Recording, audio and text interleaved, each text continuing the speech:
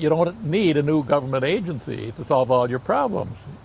If we have a government agency that has jurisdiction, their role is to set the policy framework, but not to do the implementing of it. Somebody else is a little more likely to be doing the implementation of it. You're listening to the Bold by Choice podcast with Vashanta Harris and Jim Gunner.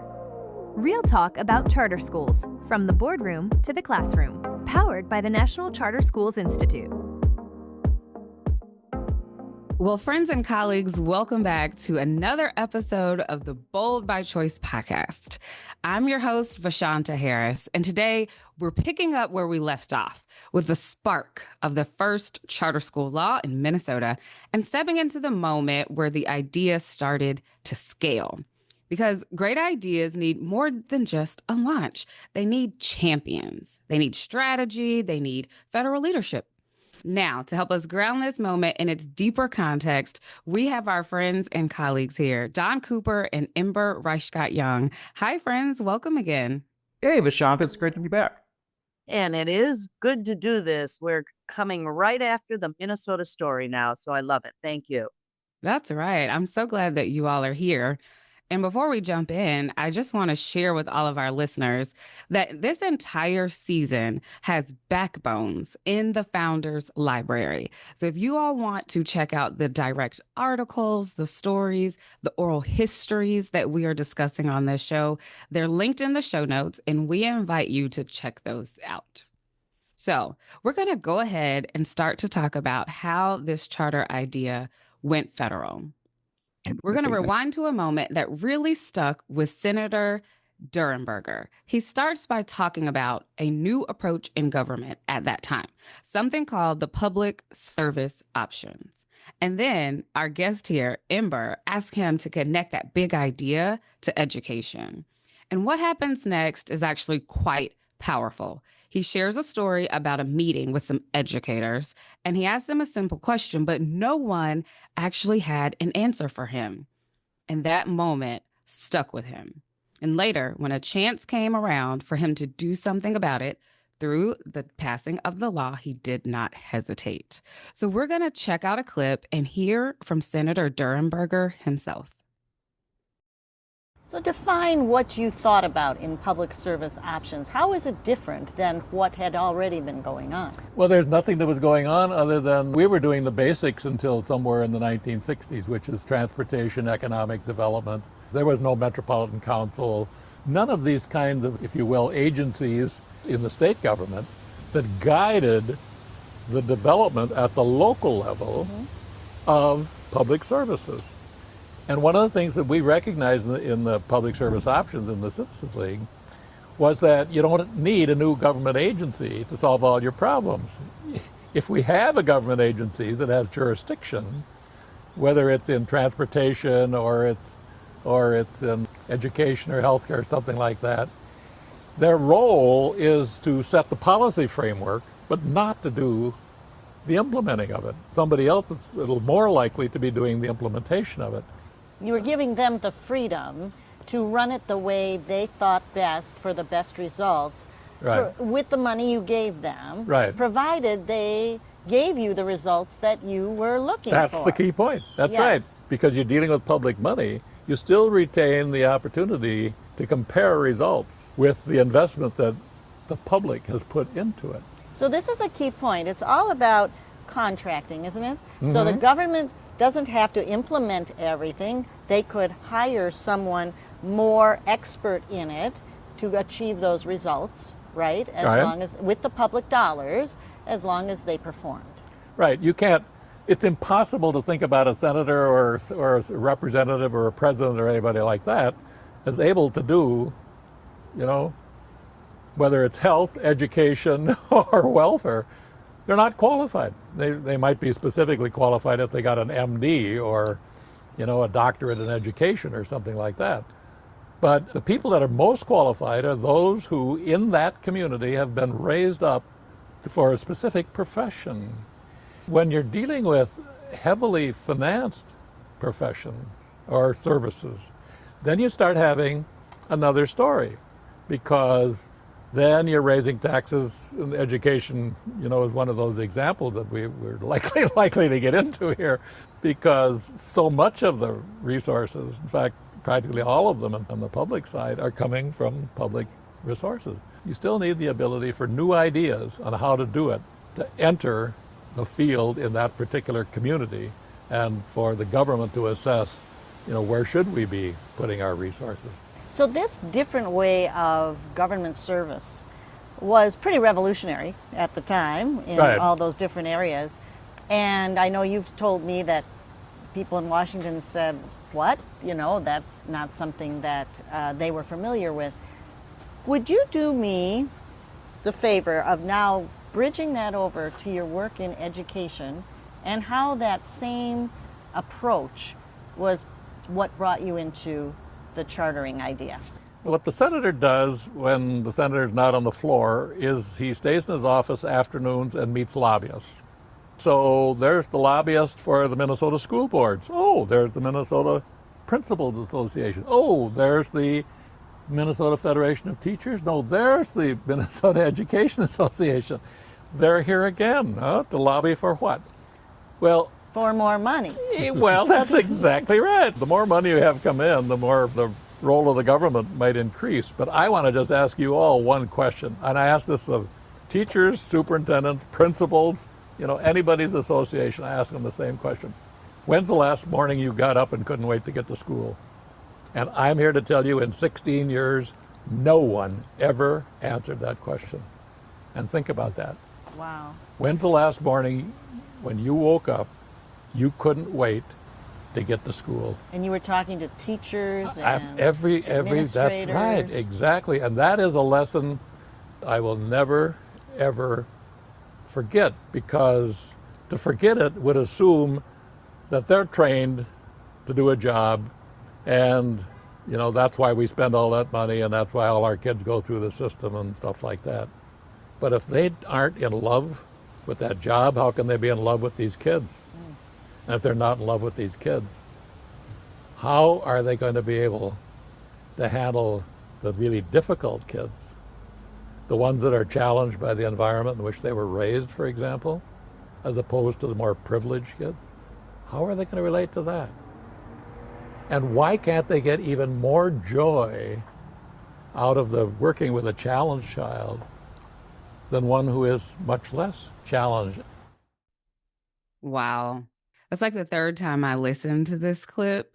It kind of sits me down every time to hear that question to be asked and it being stuck with him. And instead of letting go, he just allowed that to continue to marinate, if you will, for lack of a better term, and waiting for that right chance to act. So I just wanted to sit with that for a second. Don, what do you make of that? What's your reaction? Yeah, I think that's a really powerful statement, because when we think about change in the education space, it all really comes down to one person, the teacher.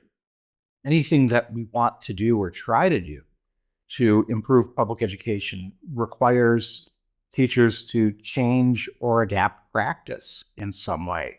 It's really as straightforward in that, and also simultaneously as complex in that too. You can't pass a law. It would be really nice if you could pass a law that changed teachers' beliefs or actions, but that's just not how it works. You have to convince people, get buy-in, work with them, have them understand the purpose of it. It's just the nature of policy change. And fundamentally, what the senator is saying is he's not seeing that teachers were having joy in their jobs. If you have a workplace that's not a place where you want to go to, if you have people who aren't joyful about what they do and enjoy doing it, it's going to be hard to attract and retain the best and the brightest, which was what we need for our kids. Just thinking of that and how chartering, in what Senator Durenberger and others were trying to do, was create an environment. We talk about policy change, but it's also an environmental change where teachers have more leadership opportunities, more opportunities to be professionals in different ways. That, I think, was intended to bring the joy, the professionalism in, to attract the best and the brightest to teaching. So I think that's a really powerful quote from him, and I'm really glad that you highlighted it. That's right. And I can't imagine you sitting there and listening, right, in real time and hearing about, like, if the teacher isn't bringing joy to the school building every day, it may be a challenge for that teacher to work with a child that's, for lack of better terms, kind of average. But then what does that lack of joy do to a student that may actually have some additional needs? What was your reaction as you listened in real time? Oh, you're right. It's just pervasive. It goes through the entire education experience. If teachers aren't experiencing joy, if you don't want to go to work every day, if they're dreading it, if they're just looking for retirement, I mean, that's not what you want. What I also, though, really appreciated about U.S. Senator Dave Dernberger is that he truly was a senator who listened to his constituents. And he's truly a senator who had this innovative background. He had that background from the Citizens League. We've talked about that. So you need to understand that the Citizens League report of Minnesota that talked about doing new and different things was going all the way to Washington, D.C. through him and through his aide, John Schrader, who we're going to hear from shortly. And he was willing to hear the constituents saying, hey, this isn't working, and then try to put some innovative new realities to it, new ideas to it. So he had both skill sets, which is very rare today in our lawmakers. And that's why he was so highly regarded. Senator Durenberger, I might just add, has passed just a few years ago, but was highly respected by both sides of the aisle because of this. And Ember, can I ask you? We heard some birds chirping in the background, and I know that interview's a few years old now, and it was really great. Can you just tell us a little bit about that interview and how it came about for those who might be watching it later on? Thank you, Don. I was going to mention that in the early years of the Founders Library, we're trying to get the interviews of those leaders like Senator Dernberger, but we had this thing called a pandemic come through, and this was 2020, right during the pandemic. U.S. Senator Dernberger was elderly, therefore he wanted protections. So we arranged an interview in his backyard under the trees. And at some points, you will hear birds chirping, you will hear acorns dropping. And one time we got hit by one, but we went ahead and did it that way. That was at his request, so we could all be safe. But because we did that, we captured this very important interview for years to come. And so, again, it's a way that we could, make lemonade out of lemon and find a way to make it happen. It is so powerful to listen to. And one of the pieces that he brings up in this clip, it introduces us to the concept or the idea of public service options. Don, how do you interpret that philosophy in the context of where we are in education today? Great question. And I kind of want to step back a little bit into the concept of how people thought about public service delivery in general. And for a very long time, for a good portion of our nation's history, we've just always thought that public service needed to be performed by public officials. So, think of city functions, for example, street maintenance, parks, recreation, public works, trash recycling, things like that. Historically, those functions were performed by city employees or government employees because that was the model. Taxpayer funds went to fund city agencies or governmental agencies that employed people to carry out a task. There was a really big shift that Senator Durenberger was a part of. And that shift was, rather than public employees needing to carry out the tasks, administrators could contract with third parties to execute the task on behalf of government. The idea behind that was it promoted efficiency and responsiveness because administrators become people who oversee contracts rather than overseeing staff, and it allows government to be more nimble in results focus. That was a big, big mindset shift, and it's something that's really at the core of the charter idea, even how we talk about it, the charter contract, our ability to work with management organizations and networks. It's also something that we just saw throughout government, especially in the 80s and 90s as well.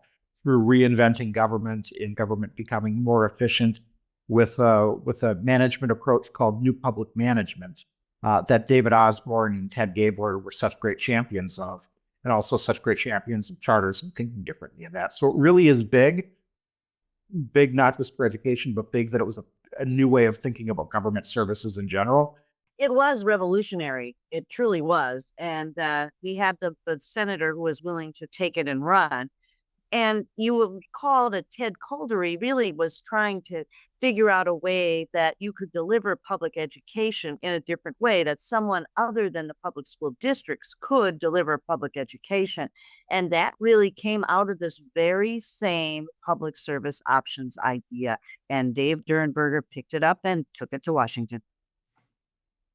And there's something powerful, I believe, about how a question and not an answer at this moment can really become a catalyst for action and for change. How do we keep asking these right questions or these powerful questions as education leaders today? I'd love your thoughts on that, Don. Ted would say keep challenging the givens. So oftentimes in education, we have what I'll call a core. Okay.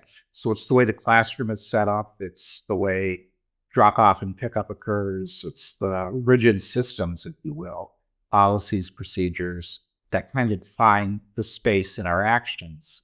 Also part of that core is individual beliefs that teachers and administrators might bring to it. And all of that together creates the framework that allows for public education to occur and has occurred and has been scalable over time. But sometimes when we're not getting the results that we need or want for our kids, it's important for us not just to try to implement a new program or make a change on the surface level. We've really got to go to that core and think about, is there something different structurally or from a belief stance that we can or should be doing? So that means maybe creating a diffused leadership model that bring in more people into a leadership capacity to make more decisions.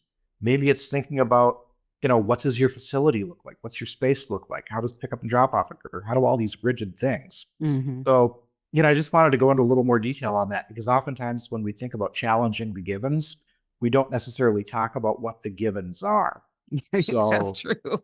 Right? They're just the things that run in the background. That's true. So those are the things that I think we need to be thinking about and re-examining over time, as to whether our core still fits with what we're looking to get done today and the results that we're looking for kids today, because sometimes it might not. Yeah, you're bringing me back to a time when I was working in DC, when you think about challenge the givens. And I was younger in my leadership and, up and coming. And one day my boss was like, why do we do the things that we do? And I'm like, I don't know, because we do them. You guys told me that we do.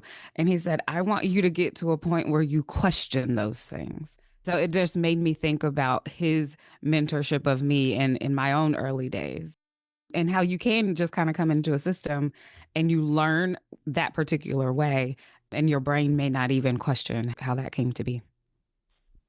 So listeners, we like to think that there's something to be learned, right? We are here on purpose. And so I want to just share some lessons that I've pulled from this particular clip, as you all also think about what you're learning as we're sharing some of our oral histories. One thing that really stuck out to me as I was reflecting was about the catalytic power of a well-placed question. And when we think about our leadership, it often begins with being someone who initiates a question that has everyone really sit back and really think about what their answers and their responses are going to be. And I especially think the courage to ask a question where no one may have a ready answer is something to really consider as we go into the next phase of our leadership. Another thing that I was thinking about was there's something to be said about proximity to the challenge or the problem. And so we look at these teachers that Durenberger was talking to. Well, they were the most closely related to students at that point. And what I love about Senator Durenberger, and Ember, you call this out, is that he did not think of this in a vacuum. He listened to his constituents, and not to necessarily give an answer, but to actually hear them for what it is they had to say, and what their experiences are. And so, leaders, I want to encourage us to continue to make sure that we are taking time to listen to those who are involved in our organizations and really hear them. All right. This next part is where the big picture really comes into focus. Now we are going to meet John Schrader, and he's going to break down how the federal government helped to make space for the charter idea, not by taking over, but by doing something that I thought was really cool and really smart, giving states the option to try something new. So instead of saying, you must do this or dictating to the states how this had to happen, they create a way for states to get the funding if they wanted to take this bold leap. And what's that leap? Giving schools more freedom, holding them accountable. And this is key, approving them outside of the school district system. So this is the moment where the role of the authorizer actually comes to life. So let's take a listen. So, John, going back to the question about, so what does the federal government do? How did you come about figuring out what legislation should be introduced to assist these charter schools that are now struggling to start in Minnesota? Well, as the law passed and people started to emerge who were wanting to start charter schools, most of them were teachers or former teachers, parents, community leaders, leaders in communities of color, low-income communities. The message that I heard, their number one need was for startup funding, in terms of the governmental role here. As the senator has said, government provides the money to do things. And I didn't have a lot of experience at the federal level prior to this, but one of the first things I learned was in order to have a platform and have influence, have people listen to you, you have to have a bill. That was a given from the beginning, that we would want to have a bill relating to charter schools at the national level. But then, piggybacking again on what he's been talking about, the question is, what is the appropriate role of the federal government, particularly in an area that historically has been predominantly responsibility of state government and carried out at the local community level. With this combination of understandings, we're up against the traditional way that the federal government gets involved in things, which is to start a program, competitive grant program, in this case particularly for something that's new and starting up, where you apply directly from the community to the federal government. The federal government sets the criteria to determine priorities and award grants. The local community responds to what the federal government sets out as the guidelines for applying for money, and the money goes directly from the federal government to the entity, in this case a school. Department of Education is responsible for overseeing that grant, whether it's being used properly. That didn't fit with all of what we've learned over time in this parallel set of experiences. So what should we do differently? And the answer to that was grants to states.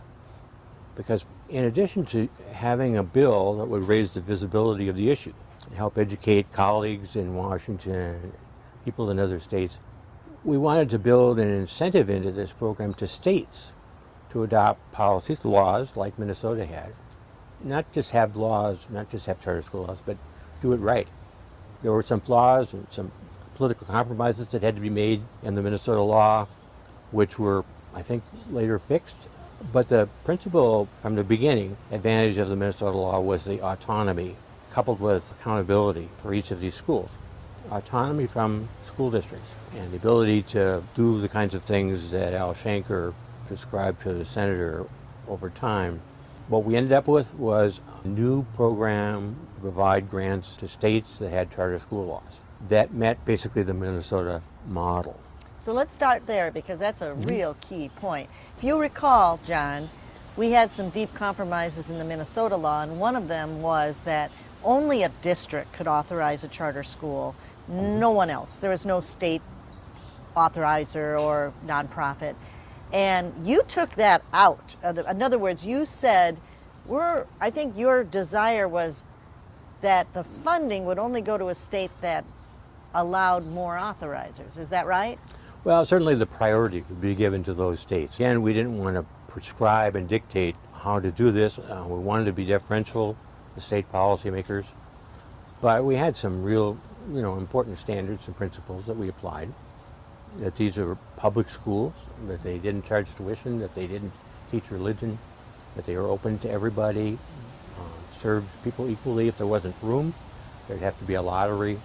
Money would go directly from the state to the school, not passing through a school district. These were all important, essential elements, really, of the Minnesota law. Those were the guidelines and the priorities. You're right. One big change we did make was on the question of who could grant charters and oversee charter schools. And we wanted to get that out from under the long-established exclusive franchise of school districts. And this ended up really being one of I think, the most central issue in the whole effort over 3 years to get this legislation enacted was making sure that states had the option to have authorizers other than local school districts. And here's where we quickly ran into a really critical ally in Senator Ted Kennedy.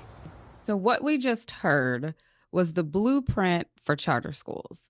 Schrader lays out how the federal government could play a new kind of a role, not by controlling everything, but by giving states the space to lead with a few very clear principles. And that's what chartering's built on. Don, what's your take on this? You think about the role of the federal government in education policy. Senator Durenberger and John Schroeder really used the role well. And the charter school program grant was not a mandate to the states. It was an option, laid out some parameters. But what it did was it started getting policymakers in different states interested in chartering along the Minnesota lines. And the big change that I think it advanced was really the idea that the district was not the exclusive provider of public education anymore. So being able to have an authorizer as a university or independent commission or a municipal government, or pick anything you'd like on that. It was really fundamental, I think, to the long-term success of the charter movement over time. And that's not because districts, it's not because they're bad entities or they're bad people who are operating them. They're very good people. They're people who care a lot about kids and are in a system that's intended to provide for education in a very traditional model. And that's wonderful that it's worked very well for a long time. But chartering is about doing something different. So in order to break out from the traditional model, you need a new type of regulatory structure in some ways, a new way to come into existence. And that's what the independent authorizer allows for, is to be outside of that district structure. And without the CSP grant as constructed by Senator Durenberger and John Schroeder, who knows where we would be today in advancing that. So I really see that change at the federal level is important for both sparking interest of policymakers and in showing that it could be done in a different way so it can be moved outside of the district system.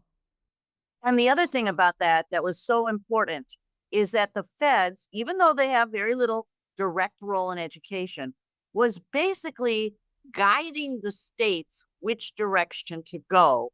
They were incentivizing the states to allow alternate authorizers, to allow multiple authorizers, and not just have districts deliver that chartering. And that was done by saying, at least from the Senate's perspective, these grants are really going to be prioritized for those states that do that.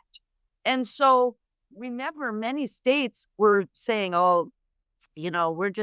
we're going to have charter schools under the districts only. And usually that was what the unions were proposing.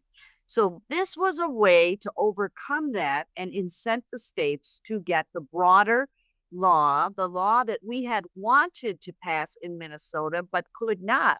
And that was really very instrumental in that conversation that John Schrader had, where he said that they took that out of the Minnesota law so that federally it would be different. And that's very unique, and a unique way to do federal legislating. And, we talk a lot about authorizers today. Like, one of the services we provide here at the Institute is in service of authorizers and how they carry out their work. But in this moment, that was the beginning of this idea and the innovation of the role that we now call authorizing. What kind of leadership does it take to push for a brand new role like that? Yeah, the short answer is lots. It takes a lot of leadership to advance a role like that. And it takes even more leadership to be an institution, an agency, and the people within it to put it into action too. Because if we go back to the original charter law and even the original charter idea, the role of the authorizer wasn't really all that well thought out. Sometimes you'll see in some of the original idea papers around it, authorizers discussed as quote unquote some state agency who would issue a charter. And there's a lot that goes into the work of that some state agency. How do you receive applications, vet them, make decisions, support the schools over time? So for an organization to step out and want to do it is monumental because they're really stepping into the unknownness. And it just takes a ton of leadership and a ton of vision in order to make this work. And a lot of people have, and it's wonderful. And we've been able to shape a new type of agency in public education as a result that shows that, oversight support can be done a little more nimbly, a little more flexibly than under a traditional department model too. Just to make very clear, he was the lead policy aide to Senator Durenberger. He worked from Minnesota, and John Schrader was also involved in the Citizens League. So I keep bringing that up because this powerful group kept coming up here. But John Schrader was saying later in the interview that, it wasn't that he thought the biggest barrier to getting the law passed was unfamiliarity with the concept, that it was so new, with the idea of trying something new. That was the hardest thing, that he was trying to be deferential to states. He didn't want to have it be cast in an either or terms around like public education or private education. So what he was saying is it was harder to pass a new idea. And this whole notion of reinventing public education and redefining publication at the same time was probably more of a barrier than heavily partisan opposition at the time, more of a barrier than interest group involvement. And I thought that was really interesting because that's what they did. They created that new idea. And we've been talking about being bold by choice, but it doesn't get much bolder than that.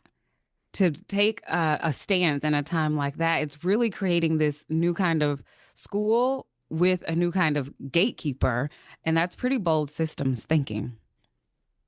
A couple other lessons that I just kind of thought about as I listened to this clip a couple of times and had the opportunity to talk with you was really about this concept of maybe don't change all the rules, but rethink who gets to make them. And authorizers were born with that in mind. They were part of this process shift. And then great leadership does start with a little bit of clarity. I love how John walks us through the values in the plan, right? There's some innovation that's going on. It's got a little bit of autonomy with it and accountability, building the foundation of what really is now a movement. And the human part of it, I think about Senator Durenberger and how he really met people where they were and in a sense invited them along the journey to move forward. And I really believe that big shifts happen when we take those sorts of stances in leadership. And so, Ember, take us from this point to when the bill finally passed in 1994. All right. So we're now in 1991. Remember, Senator Durenberger and John Schrader are working on this in 91. Just after the bill passed in Minnesota, there is not one charter school there yet. I mean, it's not even in place yet, and they're taking the idea forward. Well, a couple of factors here that made that happen. Remember, Senator Durenberger was a Republican. Well, he knew that he had to have a strong Democrat on his side to get it passed because the majority of the Senate at the time was Democratic. But we did have George H.W. Bush as president, a Republican. So we had a divided political climate here. All right. So what was very interesting and what Durenberger talked about a lot in that interview was his relationship with Ted Kennedy and how the two of them, whenever it was healthcare or education, whatever the issue was, there was a chemistry between the two of them. They really liked one another. Now remember, one's the majority party, one's the minority party. But Senator Kennedy really understood the need for bipartisanship. And so John Schrader would tell me that when Senator Dernberger would speak on some issue or ask a question of a witness, Kennedy respected him greatly, paid attention and listened, and that played out on this issue. And one of the things that Senator Kennedy was willing to do at Senator Dernberger's request was something called a colloquy, where senators have kind of a setup conversation on the Senate floor to establish legislative intent. And this is something that the judicial branch looks at later, like in Supreme Court cases, for example. And this is where, for the first time, we had this really important person in the process, Senator Kennedy, who was chairman of the committee of that this is going through on the Democratic side, affirm, are you ready for this? That charter schools were public schools, were part of public education, and therefore were eligible for funding under the Bush-Alexander Initiative. Now, Senator Kennedy took a risk. He did this even though there was opposition from the National Education Association. Remember, he is a progressive, but he did take this risk and made it bipartisan, and that made all the difference in the world. The other thing that made a difference in this was that Senator Dernberger found a Democratic co-sponsor. That was Senator Joe Lieberman. And what Dernberger said in the interview was that what he found in Joe was that they were attracted to the same issues. And those were issues you couldn't identify the sponsors of the thing as Republican or Democrat. You just focus right on the issue of what you wanted to do. So it was almost like how they talked about the Citizens League when you get people talking about a result. And he said that Joe Lieberman was a curious man. So he told him about it, got him interested, and then Joe Lieberman signed on. Now, in 1991, 92, it did not pass. And the reason for that is it ended up that the administration's insistence on having vouchers in the education bill, in other words, private school vouchers, became an insurmountable barrier to bipartisanship on the issue. And even though they had Senator Kennedy's support, they were unsuccessful in getting charter schools into the Bush Education Initiative, which ended up not being enacted because of the partisan divide around the vouchers. So obviously, when you have a new idea, you got to have bipartisan support, just like we had in Minnesota.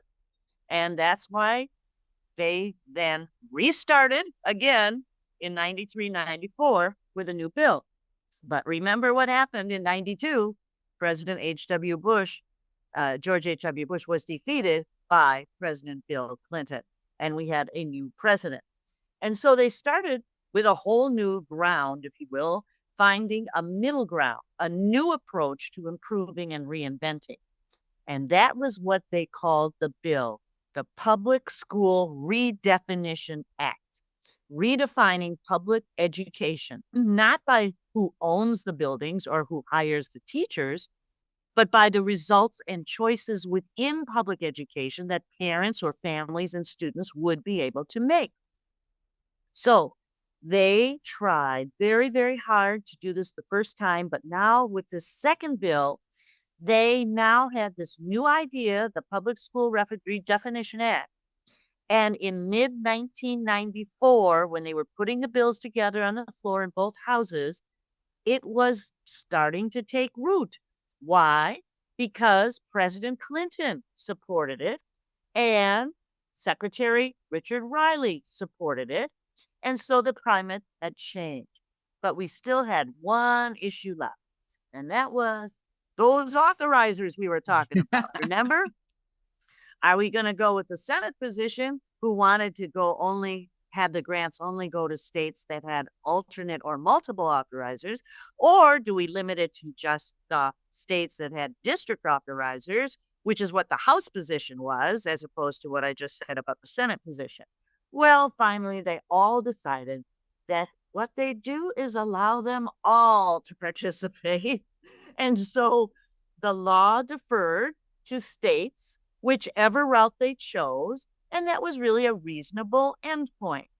And John Schrader said that over time, the Department of Education, under all the presidents that followed Clinton, Bush, and Obama, were particularly strong on this, that they actually established a priority for states in the Department of Education for those states that had alternative authorizers in awarding grants. It was a competitive program among the states, so they got priority.